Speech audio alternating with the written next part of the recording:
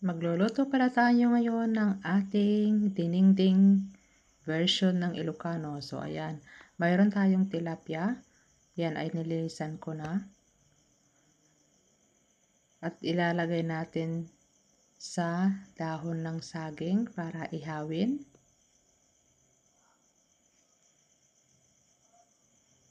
Yan, ganyan lang yung paglagay ko. At isasalang natin doon sa gasol. Sa gasol ko lang iihawin ito kasi nga wala kaming uling. Pero ang gasol maganda rin naman mag-ihaw dyan. Ayan ay napakasimpleng lang pag-ihaw. Ayan.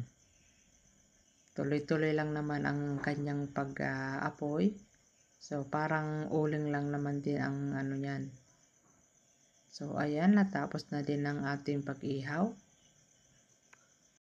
Tinanggal na natin ang kanyang dahon ng saging.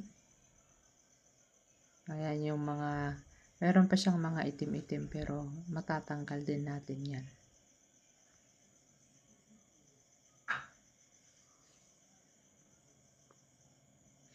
Ang bango niyan. Nako, ayan, natapos na din natin pag-ihaw. So ngayon ay isasalang natin yung ating kaserola. Lalagyan natin ng tubig. Nilagyan natin ng tubig ang ating kaserola. At ay lagyan natin ng bawang, sibuyas. So yan, ilalagyan natin ng bagoong. Yung bagoong na yan ay bagoong na isda. Yan yung bagoong na Pangasinan. So ayan. At saka pag nakulo na yan, yung mga bula-bula kailangan tanggalin natin kasi mapapait ang ating dinengdeng. Yan, tatanggalin natin mga yan. Yung mga bula-bula niya.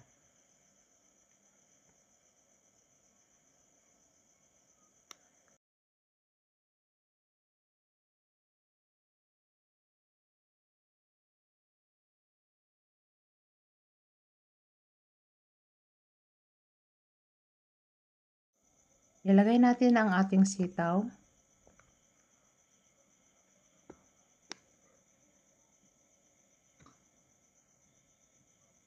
Talong. At saka yung okra.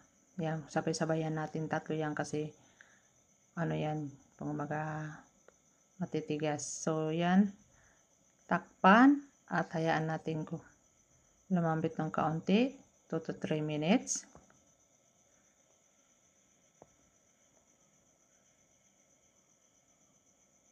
So ilalagay na natin yung ating patola, kabatiti ng Ilocano. Lagyan natin ng magic sarap, pampalasa.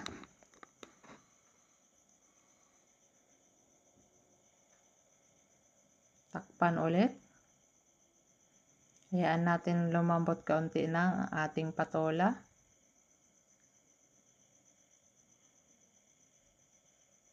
Ayan yung mga dahon-dahon natin. Mayroon niyang alugbati, may talbos ng kamote. Yan. Pinaghalo-halo ko na yan. Tapos mayroong talbos ng kalabasa.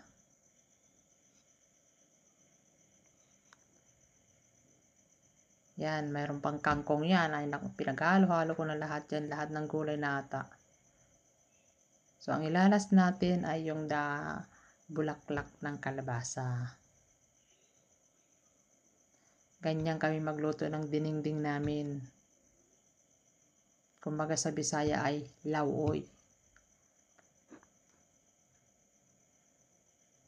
Takpan natin ulit. Mga 1 minute lang. 1 minuto lang. Masustansya ang mga gulay na ganyan. Lalo't pag masarap ang ulam, nako, ang piniritong manok, inihaw na isda, ayan ang kapartner yan. So, ang last natin na ay hahaluin natin yung ating bulaklak. So, ayan. Malunggay, yun ang pinakalas natin kasi kailangan ng malunggay ay half cook lamang.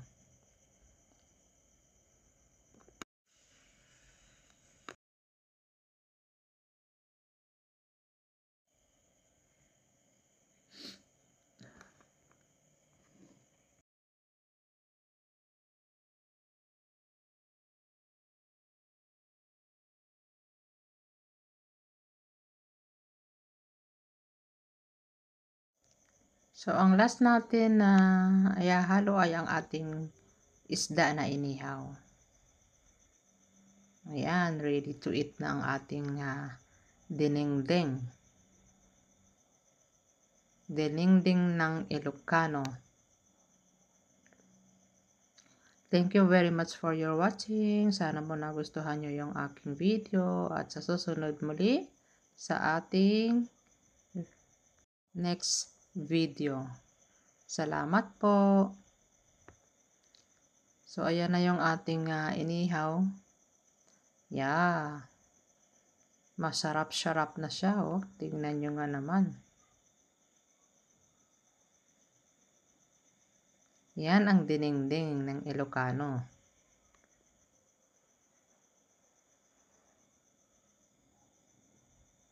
O, diba? Kain na po tayo. Kailangan half cook lang talaga yung mga gulay-gulay natin. Kasi pag malata, hindi na masarap. So, kailangan hanguin kaagad. Yung isda, kailangan hanguin din kaagad. Pagkakain natin ay, ayan na. Ready to eat na. So, kung nagustuhan nyo yung video, please subscribe me and ingat po kayo lagi dyan. Bye-bye.